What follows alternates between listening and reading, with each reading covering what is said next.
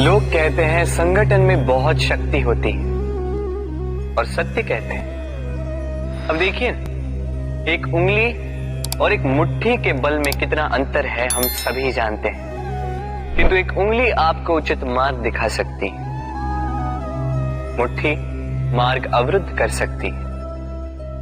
इसलिए यह जानना अत्यंत महत्वपूर्ण है कि संगठन और भीड़ में क्या अंतर है। इसे पहले पहचानें।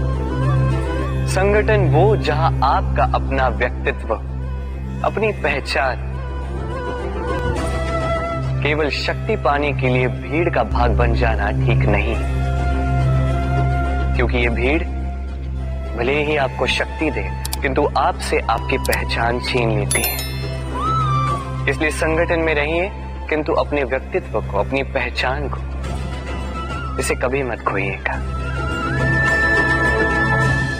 राधे राधे। क्रोध, क्रोध क्या है कौन नहीं जानता। हर आयु, हर वर्ग, हर श्रेणी के व्यक्ति को क्रोध का अनुभव हो चुका है, बल्कि किसी किसी का तो परिचय ही इसी प्रकार दिया जाता है। ये व्यक्ति अत्यंत क्रोधी है, इससे तनिक बच के ही रहें। अब क्रोध क्या है हम सभी जानते हैं, किंतु ये क्रोध कर क्या सकता है ये बहुत कम लोग जानते हैं। क्रोध कुछ इस प्रकार है, किसी जलते हुए अंगारे को पकड़ना और किसी और की ओर फेंकना। अब इसके पीछे आपकी मंशा होती है सामने वाले को जलाने की, किंतु उससे पहले तो आपके स्वयं के हाथ जल जाते हैं। तो स्मरण रखिएगा, जब भी आप किसी और पर क्रोध करते हैं, सर्वप्रथम वो आपके विनाश का कारण बनता है। मैं कहता हूं, जब इस संसार में करने के लिए प्रेम है तो क्रोध करना ही क्यों। प्रेम कीजिए, यही प्रेम सब में बांटिए और इसी प्रेम के साथ कहें राधे राधे। भय, ये भय सदैव मनुष्य के साथ ही रहता है। कुछ खो देने का भय, जो पा लिया उसे खो देने का भय, अब जिसके हम निकट हैं उसके दूर चले जाने का भय, जो हमारा है हमसे छिन जाने का भय। अब मनुष्य सारा जीवन व्यतीत कर देता है इस भय की छाया में, किंतु क्या कभी आपने ये सोचा है कि ये भय हमें क्यों लगता है।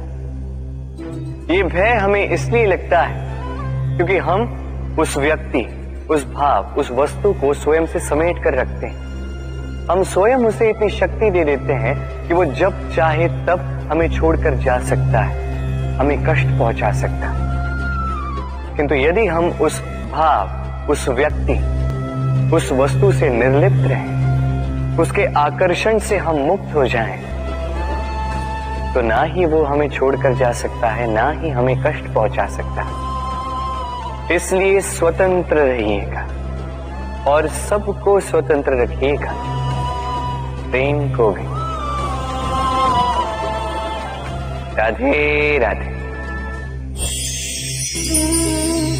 अस्तो मां सद्गमय, तमसो मां ज्योतिर्गमय, मृत्युर्मां मृतम गमय। कभी आपने सोचा है, काला रंग ना होता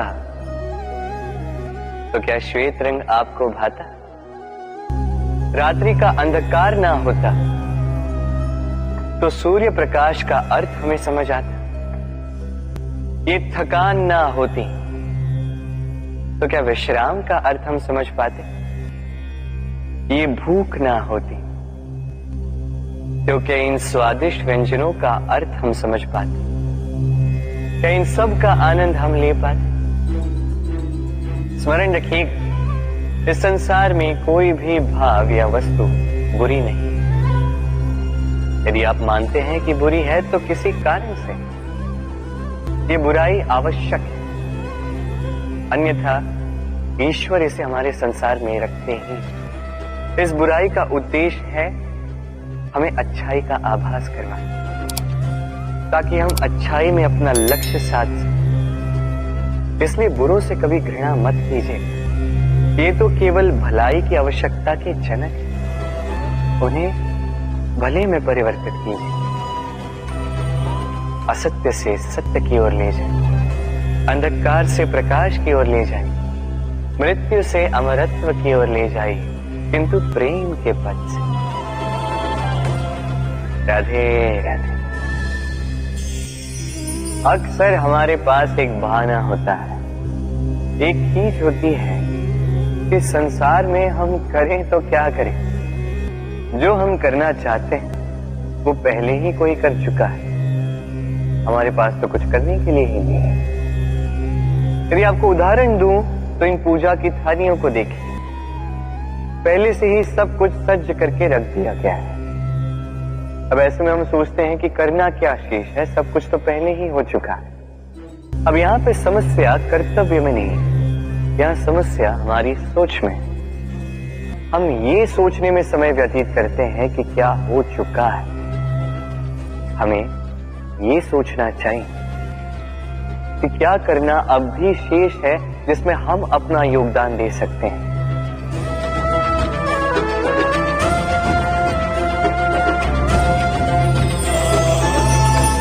समझे? संसार में ऐसा कोई कार्य नहीं जो पूरा।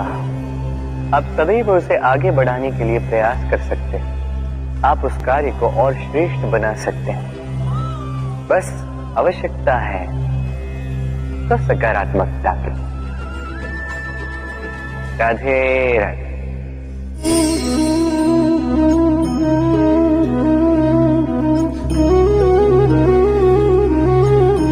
चलिए आज आपसे एक प्रश्न पूछता हूं। मनुष्य अंधकार से भयभीत रहता है, ऐसा क्यों? इसका उत्तर है कि इस अंधकार में मनुष्य कुछ देख नहीं पाता, न आगे देख पाता है न पीछे। आसपास क्या है समझ नहीं पाता, न अपनी राह देख पाता है न अपना लक्ष्य। इसके कारण अपना विश्वास खो देता है और इसी कारण से भयभीत हो जाता है। चलिए अब आपसे एक और प्रश्न करता हूं। क्या इस संसार में इतना अंधकार है कि इस दिए का अस्तित्व ही मिटा दे? नहीं, उल्टा ये दिया अंधकार को चुनौती देता है, स्वयं जलकर संसार को प्रकाश देता है। ये छोटा सा दिया। अब जब ये छोटा सा दिया अंधकार से भयभीत नहीं होता तो भला आप क्यों असफलता से भयभीत होते हैं? आपके भीतर एक अमर आत्मा है, बस आवश्यकता है तो उस आत्मा को जगाने की।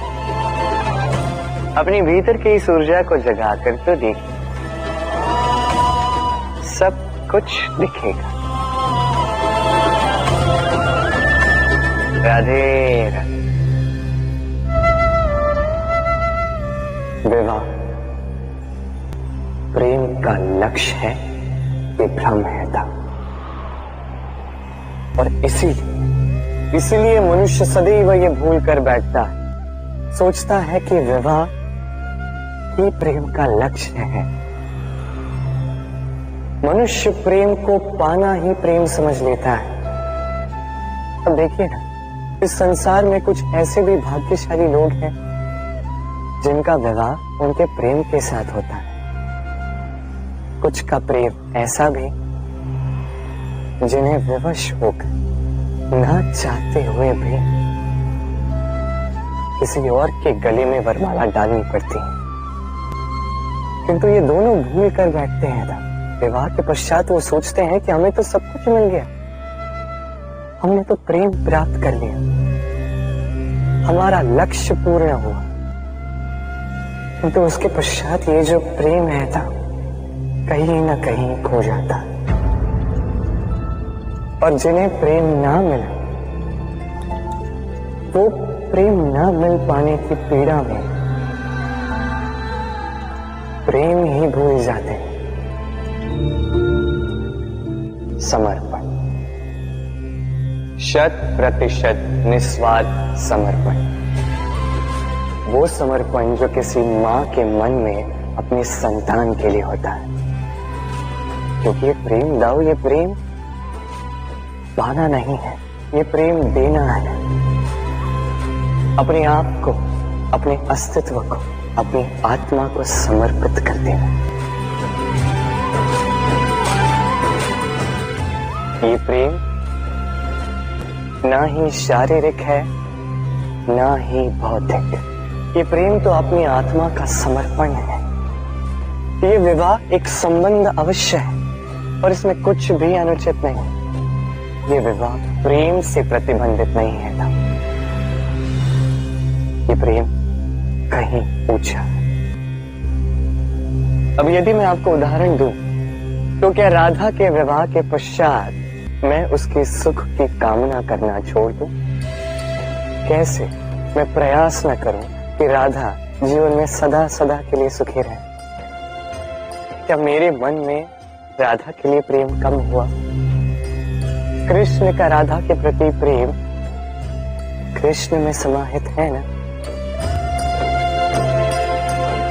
दाऊ, ये प्रेम पाप तब बन जाएगा जब इस प्रेम के बदले हम कुछ चाहेंगे। किंतु यदि ये प्रेम समर्पित हो तो ना ही ये अनीति है, ना ही ये पाप है। पर सेतु बांधने की कथा के विषय में तो आपने सुना ही होगा। श्री राम की सेना को 100 योजनों के समुद्र को पार करके लंका पर आक्रमण करना था। वास्तुका, नल और नील ने सेतु बांधने का उपाय सोचा, किंतु अब सेतु बांधा कैसे जाए? समुद्र इतना गहरा है, कितने पत्थर डाले जाए कि पार करने लायक स्थान हम समुद्र से ले सकें। तब किया गया एक काम, पत्थरों पर लिखा गया राम का नाम, और जब इन पत्थरों को सागर में फेंका गया तब वो तैरने लगे। अब कोई कहेगा ये राम के नाम की महिमा है, कोई कहेगा ये नारायण का कोई चमत्कार, किंतु नहीं, ये राम का वो गुण, उनके व्यक्तित्व की वो महानता है जिसने उनका प्रतिनिधित्व किया कि पत्थर भी इस सागर में तैरने लगे।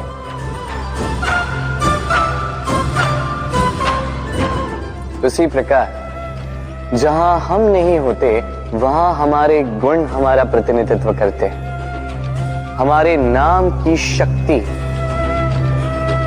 हम स्वयं बनाते हैं अपने कर्मों से, अपने गुणों से। अब चयन आपका है। आपके नाम के सहारे कोई विपदा से बाहर निकल आता है या आपके अपयश के दुष्कर्मों से कोई डूब जाता है। अच्छे से चयन कीजिए। राधे राधे। कभी किसी पंछी को देखा है? जब उसे अंडे देने होते हैं तो वो सर्वप्रथम एक स्थान खोजता है, एक स्थान जो वर्षा, धूप, शत्रुओं से सुरक्षित हो। फिर वो अपना घोंसला बनाता है, फिर अंडे देता है, और फिर जब उन अंडों से नन्ही संतानें निकल आती तो उन्हें भोजन देता, उनकी सुरक्षा करता। परंतु जब उनके पंख निकल आए तो ना उन्हें भोजन देती है, ना ही उन्हें घोंसला बनाना सिखाती। उड़ने की कला सिखाती है बस। फिर वो नन्ही संतानें उड़ने की कला सीखकर स्वयं अपना भोजन लाना सीख जाती, स्वयं घोंसला बनाना सीख जाती। और हम मनुष्य क्या करते हैं? संतान के बड़े होने के पश्चात भी उनकी चिंता में सूखते हैं, प्रयास करते हैं कि उनके लिए घर बना सके, तो अपनी संतान को और भी शक्तिशाली बनाने के स्थान पर पंगु कर जाते हैं। जीवन में वही कीजिए जो एक पंछी करता है। अपनी संतान को उड़ने की कला सिखाई, संस्कार दीजिए, और एक समय के पश्चात उसे स्वयं अपना आकाश चुनने को मुक्त कर दीजिए। राधे राधे। अब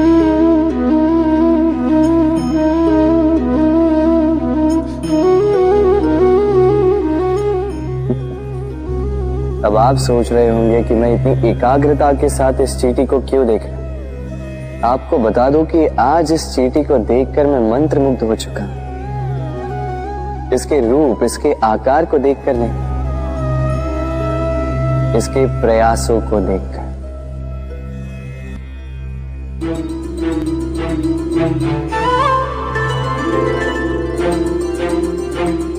आप जानते हैं, अनगिनत प्रयासों के पश्चात चींटी अपना एक छोटा सा घर बना पाती, जो अन्य जंतुओं के लिए सरल सी बात है।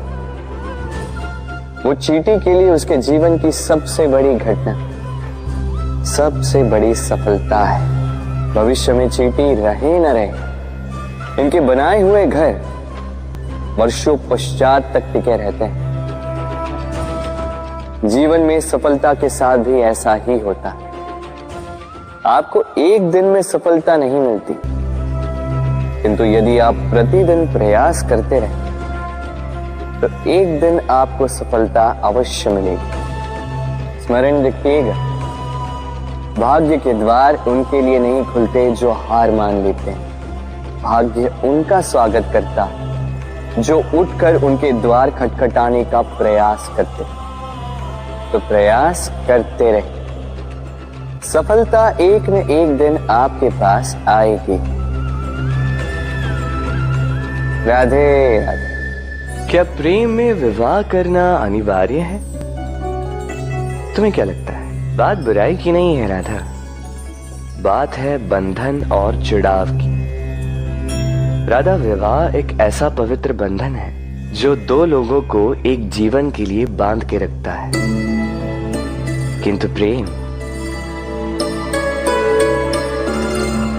प्रेम एक ऐसी भावना है राधा, जो दो प्रेमियों को अनंत काल तक जोड़कर रखती है। विवाह में कोई बुराई नहीं है राधा, किंतु क्या इसे प्रेम के अनंत बंधन का अंग बनाना उचित होगा? जो प्रेम अलौकिक है राधा, उसे सांसारिक बंधन में क्यों बांधना? हमें देखो, इस क्षण को देखो, अभी भी हम साथ में ही है ना।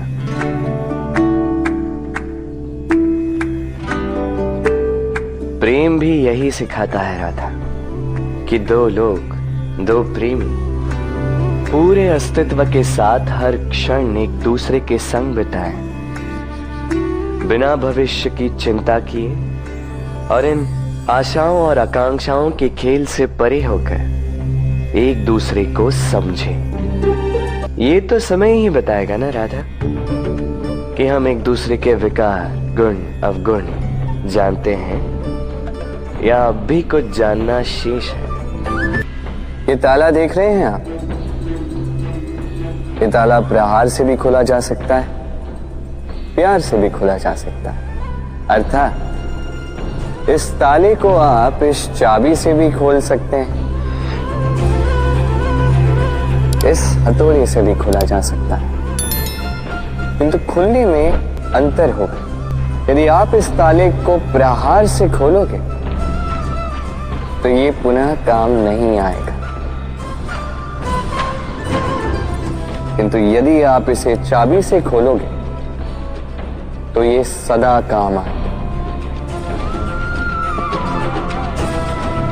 हमारे जीवन में संबंध भी कुछ इसी प्रकार होते हैं। हमारे जीवन के आनंद रूपी धन की रक्षा करते हैं, किंतु प्रेम से। यदि क्रोध से किया जाए तो फिर वो किसी काम के नहीं रहते।